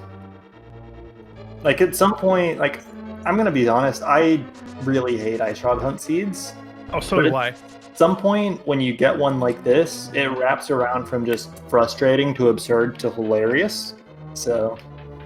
It's like a movie that's so bad that it's funny. Like, you just have to laugh at it the whole way through, basically. Yeah, I also really dislike Ice Rod hunts, usually because I lose at them when I race them, despite my 1 Ice Rod hunt in Challenge Cup actually working out in my favor. But no, I detest Ice Rod hunts. They are just not fun because that Ice Rod just goes anywhere it wants, and it could just sometimes be really awful to find. Yeah, like, my opinion is that Ice Rod hunts just don't feel good, win or lose. But yeah, just to recap for chat a bit, since we have people asking about it, we had Book on Ped, leading to Hookshot on Ether Tablet, leading to Ice Rod in Hookshot Cave. And someone literally checked every item in the game pre-ped. And has checked every item in the game post-ped. Trinex is literally his last location for that 7th crystal. Yeah, there's nothing left. We've literally cleaned up the entire game, and we're gonna go into GT and, you know, for their sake, hopefully not have to clear out the entirety of GT based on looking for the key. But from a viewer's sake, we're hoping it takes a while because we wanna see more of this delicious scene play out. Yeah, like if the GT big key is unfavorable, like if it is, say, tile room, and both runners' last location it as normal, we might actually see like north of 195 collection rates. Oh yeah, if we get a long placement, yeah, we're seeing a 190 easy. Like we're hoping for a really big number here. Yeah, and chat's saying imagine being able to hover Hookshot Cave this seed and get that Ice Rod. Even doing that doesn't save you from having to pull Ped for the hookshot and blind pull at that, and you're gonna still do everything else first, I think. The only thing it saves you is being able to single dip Turtle Rock, which is, granted, a few minutes. Yeah. But it doesn't make the rest any less absurd. No, this is not a hover seed because we had a required Swamp Palace, so we still had to find that hookshot because there's no good way in this this category to, well, there's no way, period, in this category to skip having the hookshot for Swamp Palace. And Trinex gives us a green 20. So, chat's spamming their numbers. Do you want to talk about that real quick before someone gets to GT? Yeah, chat, get your guesses in real quick for the Ganon's Tower Big Key guessing game. Put a number in between 1 and 22. If you guess it right, we're going to give you some cool internet points that are available only here on the SpeedGaming network. You're basically guessing to say, where is that big key going to be in the Ganon's Tower? We're going to be watching someone's play as he gets to the tower. We'll count these chests off 1 by 1, and maybe you guess right. We've got a lot of guesses in chat here. I think we're going to have a lot of points, probably 30 or so at least on this one. It's going to be pretty tasty. Yep. A lot of people showing up to check out someone's completely filled out tracker. Like, obviously, we're never going to see silver arrows lit up on this tracker because they don't exist in the mode. But actually, no, someone did not pick up the bow. FuriousMagic did, though. So yeah, we saw that bow at Dig Game. Yeah, we know where it is. 63 points. That's a lot. Holy cow. I was about to say, I see a lot of 22s in chat. I see there's a lot of chat who wants a tile room key here. I understand. I'm kind of with you. I still stick with my usual guess of 18. Yeah, my usual guess here is 10, but tile room, let's do it. Let's see that collection rate. Let's see how high we can get it.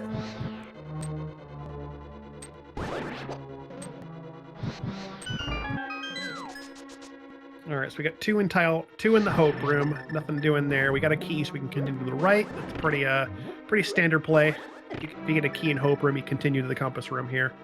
We got 3 through 6 right here.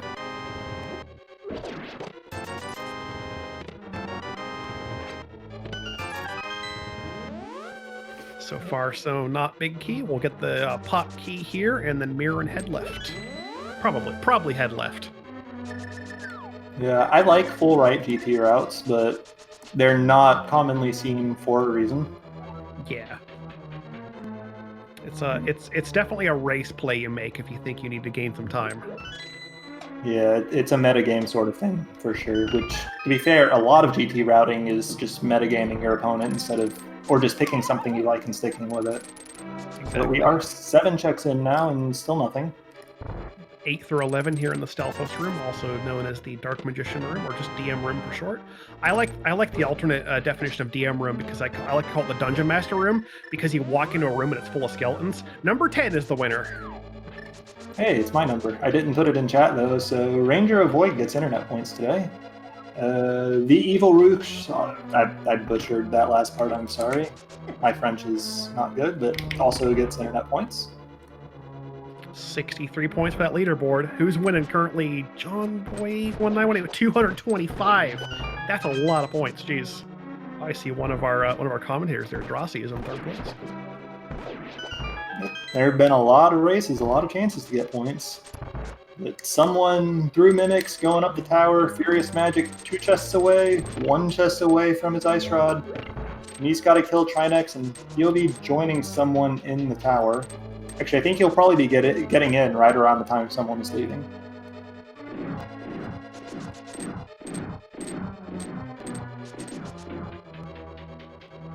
Yeah, someone's definitely got a solid lead here because FuriousMagic still needs to get down through the entirety. Well, you've already done Turtle Rock, like the work of finding the big key and all that. It's still a good amount of time to travel down to the boss and kill him and then get into GT. So this is looking like this is definitely someone's race to lose. Yep, it would take a lot for FuriousMagic to overturn that at this point.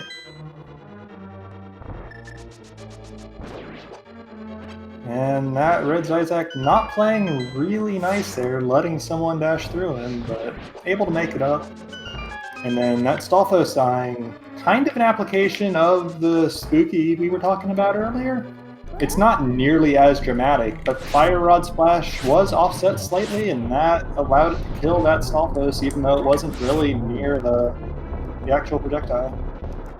Yep, that's pretty ideal for Gauntlet 5. You just scoot a little bit to the left, launch a Fire Rod shot downwards, it splashes off the torch. Assuming the Stalfos behaves normally, it usually gets hit by it, and then you can just kind of clean up the Zazak and dash it left. And then Moldorm 2 after that, also pretty clean. I think even with half magic though, this is, he didn't grab the full magic, so gonna be using lamp strats in the first torches room here.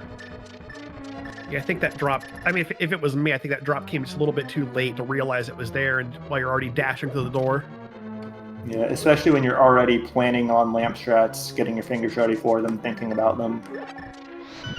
So nice little quick swap there. He'll pick up the full magic under the right jar here, and then light 4 more torches and beyond to the top of the tower. Waits for the jingle, that was important there. Yes, if you go up the stairs the same frame as the jingle, then you don't have anything spawning in the rest of the tower, and you've got to redo it.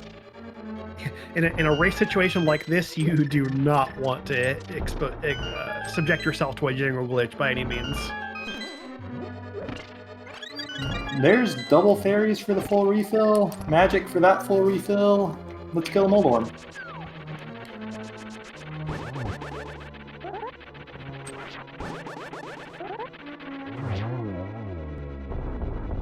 Nice, easy Moldorm too, no problems there.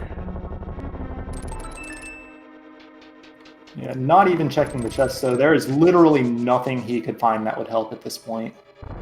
Yep, we are absolutely maxed out because of hard pool. There's nothing that helps here. We are just trying to get to the seat as literally as fast as possible, which makes perfect sense. You gotta think, like, if you're looking at the race room, if you're a racer who watches the room at this point, you haven't seen the finish come out, you're thinking, like, any second it can happen. You have to just go as hard as you can to just save as much time as possible. Yeah, a double on the first cycle of Aga 2 is a good start there. Misses the double on the lineup there because of the spin though, so he's only got 3 hits.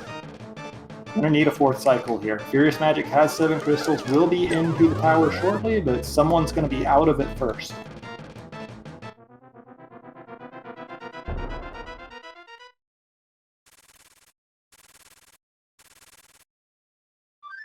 So now, last question for this seed. How cleanly can someone play his Ganon fight? Obviously, this is going to be a fight that he is very experienced and comfortable with as an NMG speedrunner. Oh yeah, this is the exact level of equipment you get to with NMG. I'm sure he's done this hundreds of times with how well he's shown off his execution. No doubt very comfortable with this fight.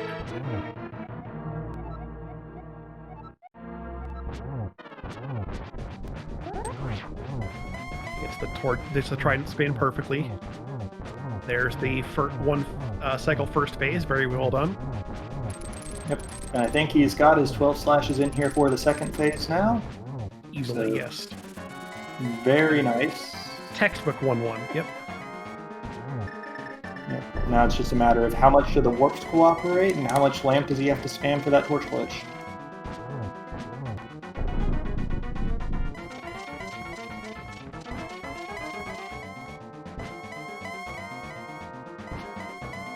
I think FuriousMagic went straight left. Did he even go to Hope Room? He's getting his key quite quickly here. Gonna save a little bit of time not having to go to the Compass Room, but with someone already in his Ganon fight, probably not going to overturn the race.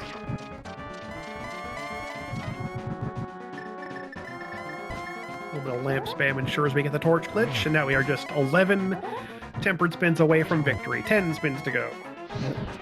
Did not get the free spin at the start, nor did he try for a triple with the lamp there, and only getting a double here, so that's 4 spins, 8 to go.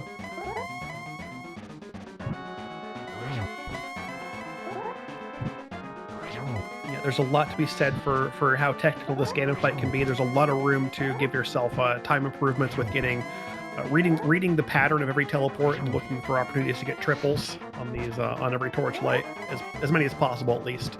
Sometimes you can't get it. If Ganon moves to the top right, you just might not get an opportunity. But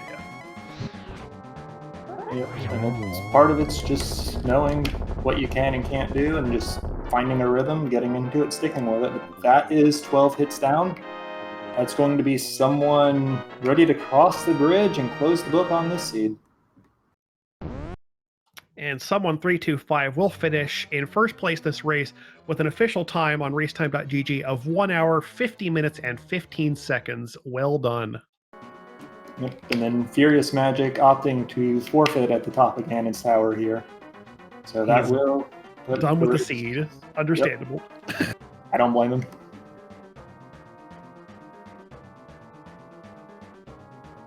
We're on a bit of a time crunch here, but we are going to get these guys in for some interview because no doubt we have some things to talk about for a few minutes.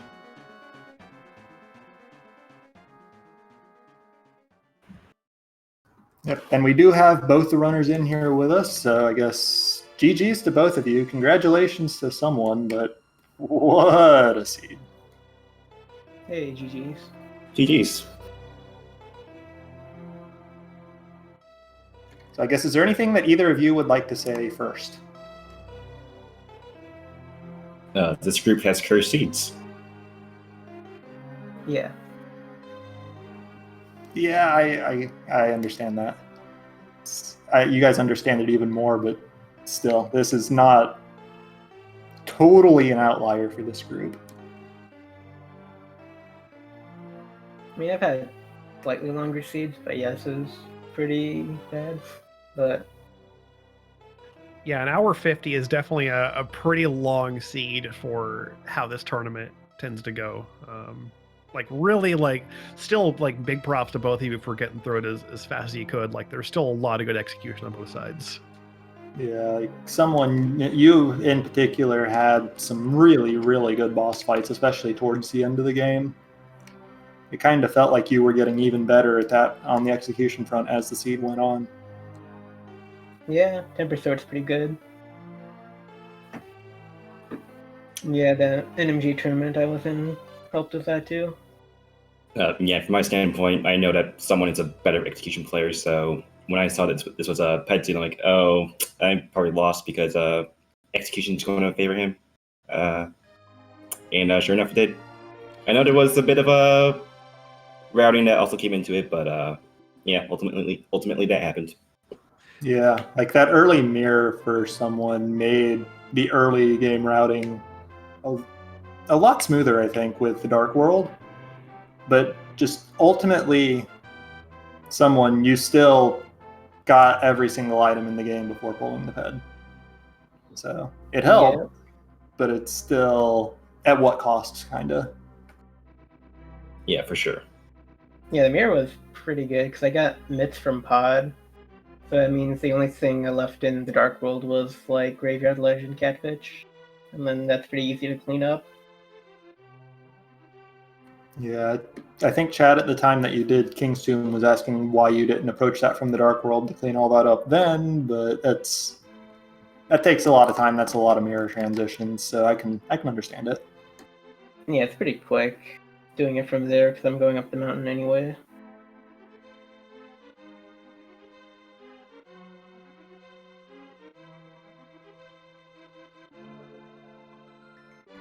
Anyways, I guess we don't have tons of time here. We've got Hollow Knight coming on this channel immediately after we wrap up here, so I do want to again say GG's to both of you. Absolutely nuts seed. Can we look forward to more of the same in game 2? No, I'm too tired. No. We'll see if we can put on a good show for game 2. Yeah, hopefully. Has that been scheduled yet? That will be tomorrow, same time. Mm-hmm. All right, so some good Monday evening rando for people to check out. We've got a little bit more. Speaking of rando, we got a little bit more coming up tonight on SpeedGaming 4 at 9:10 Eastern. We've got Boyne versus Ack the Boker. That'll be our last restreamed game for the evenings. So feel free to, if you want to watch a little more racing action, head on over to SG4 and check that one out. Yep. And tomorrow we do have a wide variety of races, including game 2 of this series. No word yet on what will or won't be restreamed, but keep an eye on the schedule. And then again, coming up on this channel in just a couple minutes, we're going to have Hollow Knight. I believe it's all skills tournament. Does anybody know for sure on that? I think it is. Let me grab the schedule really quick and see if it says. Yep, Hollow Knight All Skills Tournament is coming up very soon right here. So if you're into that, stick around and watch. Yep, but I think obviously a seed that we could talk about for another couple hours if we wanted to. I think just so much goes into it and what made it a full clear. Oh yeah, so it was a gross seed. We could easily go on about it, but yeah, we're on time crunch. But yeah, make sure you're following all the SpeedGaming channels, SpeedGaming Main, which are on right here, SpeedGaming 2 through 6. Don't miss a moment of the action. Thank you to our crew for this race, to my co-commentator Reg, and also to our tracker Bandman25 for keeping up with. There's a lot of crazy early game divergence, having to watch both screens, make sure not missing any items. Yeah, thank you both. It's been fun. Yep, and also we do have word someone's collection rate was 171, so lower than I would have expected. But yeah, I think that will be it for us. We will see you guys some other race. Thanks for watching, everyone. Take care. Until next time.